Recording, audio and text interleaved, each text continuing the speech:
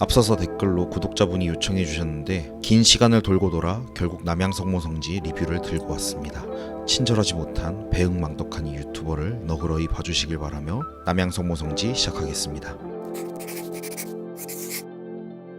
르꼬르비제 사무실 경력이 있고 루이스 칸의 제자인 마리오 보타는 근대 건축의 정수를 받아버린 건축가라고 볼 수 있습니다. 1943년 스위스 티치노 태생의 마리오 보타는 스위스 남부와 이탈리아 북부, 롬바르디아, 베네치아에서 그의 건축적 경험을 쌓고 교육을 받았습니다. 르꼬르비제 사무실에서는 기능적 그리고 공간적 구성의 합리성과 기능성에 대해 영향을 받았고, 루이스 칸을 통해서는 기하학적 형태를 통한 건축적 언어와 상징성을 구축하는 것, 그리고 재료의 순수성을 추구하는 기법 등의 영향을 받은 것으로 보여집니다. 그의 작품들은 매시브와 격조 있는 기하학으로 표현될 수 있습니다. 앞서서 소개해드렸던 알바로 시자와의 유사성이 있긴 하지만 마리오 보타는 형태적 순수성을 탐구하는 것을 넘어 매스감을 표현함과 동시에 건축물의 형태에서 무게감과 중압감까지 느끼게 한다는 점에서 어찌 보면 조금 더 극단으로 나아가 있는 건축가라고 볼 수 있습니다. 이 정도로 일관되고 예외 없이 아주 높은 확률로 덩어리감, 형태적 일체화인 매시브를 통한 매그니피센트 그랜저를 표현한 건축가가 있을까 싶습니다. 그래서 알바로 시자는 소형 그리고 중형의 채플과 관련된 설계 이력이 많지만 마리오 보타는 소형보다는 중규모 이상의 어쩌면 초대형 규모의 종교시설 설계 이력이 많고, 이를 마리오 보타 스스로도 프로젝트상 종교시설이 아닌 세크리드 스페이스로 구분지어 인식하고 있습니다.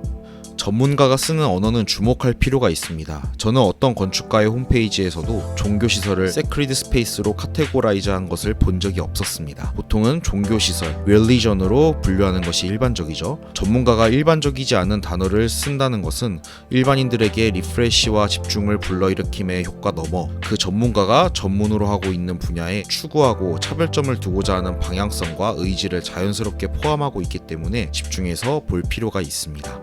부활의 리더이자 기타리스트인 김태원은 위대한 탄생에 나와서 가수의 음의 진동과 떨림을 일반적인 표현 방식인 바이브레이션이 아닌 비브라토라는 단어를 사용하였었죠. 마치 자신이 작곡하고 프로듀싱할 곡을 완벽하게 연주할 수 있는 하나의 악기를 찾는 듯한 한국의 포스트 이승철을 찾는 시선으로 받아들이기 때문이지 않을까 싶습니다. 그런 의미가 내포되어 있지 않다고 해도 일반인들의 리프레시와 집중을 불러일으키는 효과도 충분히 있었다고 생각합니다. 어떤 때에는 의미를 내포하는 것을 넘어 그 언어가 세상을 이끌어가 버리기도 하죠. And we are calling it iPhone. Today, 물론 그 언어는 또 누군가의 한계점이 되기도 할 테지만 말이죠. 저도 중대형 교회나 성당을 의뢰해야 되는 입장이고 금액적 제한이 비교적 덜하다면 글쎄요, 설계자로 가장 준비된 건축가 마리오 보타를 단연 1순위로 고려하지 않을까 싶습니다. 잠시 얘기가 딴 데로 샜지만 다시 돌아와서 마리오 보타는 많은 재벌들과 종교계의 선택을 받아왔습니다. 형태에서 아우라가 느껴지는 동시에 형태적 중압감을 이끌어내는 권위주의적인 장엄함을 아주 잘 디자인해내기 때문이고, 이는 많은 근현대 재벌들이 좋아했던 카테고리이지 않을까 싶습니다. 마치 높이가 아닌 디자인 능력으로 바벨탑을 아주 잘 쌓는 건축가 마리오 보타입니다. 알바로 시자가 풍경 속에 조화를 이루는 오브제 느낌이었다면 마리오 보타는 과대한 무게감과 중압감으로 오브제로 집중시키며 주변의 풍경을 마치 일반 상대성 이론처럼 시공간의 왜곡이 발생하도록 만들어내는 경험까지도 이어진다는 점에서 시자와의 일부 유사성과 동시에 큰 차이점이 있습니다. 어찌 보면 감상을 강제한다는 느낌도 있습니다. 마리오 보타의 건축물은 경험하는 사람마다 그 경험의 다양성이 확장되는 것보다는 어느 지점에서 어떻게 보는 것이 정답이다 라는 느낌에 더 가깝죠. 어떤 사진가가 와도 100이면 99 이렇게 찍을 것 같습니다. 마리오 보타는 그의 작품의 외장재를 벽돌로 마무리하는 경우가 많습니다. 이는 그가 태어나고 건축적 성장을 한 스위스 남부와 이탈리아 북부, 티치노와 롬바르디아의 지역적 특성에 영향을 받았기 때문으로 보여집니다. 벽돌이 아닌 석재로 마감한다 하더라도 일반적인 외장재로 쓰는 석재 사이즈가 아닌 벽돌과 같이 수직적으로 매시브함을 표현할 수 있을 정도의 사이즈를 활용합니다. 이는 마리오 보타가 기하학을 이용한 매그니피센트를 표현할 때 종종 사용되는 곡선을 직선과 일관된 재료로 표현하기 위함이기도 합니다.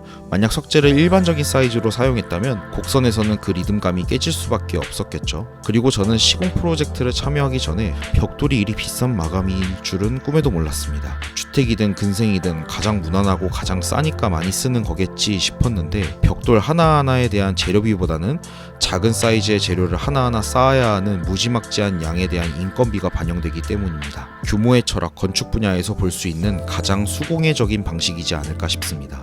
근데 이런 규모의 벽돌 마감이라면 가격을 알고 나면 더 뜨억스러워지고 너무 돈 냄새가 진동하는 느낌입니다. 늑대가 아기 돼지 삼형제 중 셋째 집을 건드리지 못한 것은 튼튼해서가 아니라 가장 비싸서이지는 않겠죠. 스트라이프 패턴이 보이는 것도 특징입니다. 명확히 구분되게끔 사용할 때도 있고 페이드 효과에 가깝게 사용할 때도 있습니다. 인간의 의지대로 인공적인 느낌이 드는 스트라이프 패턴은 마리오 보타가 성장한 지역의 성당에서도 찾아볼 수 있는 기법이며 리듬감과 미학적인 표현보다는 이곳은 공들인 공간이다 라는 메시지를 더욱 강력하고 강제적으로 받아들이게끔 하는 한국인이라면 조금 낯선 강요의 경험을 할 수 있을 것입니다.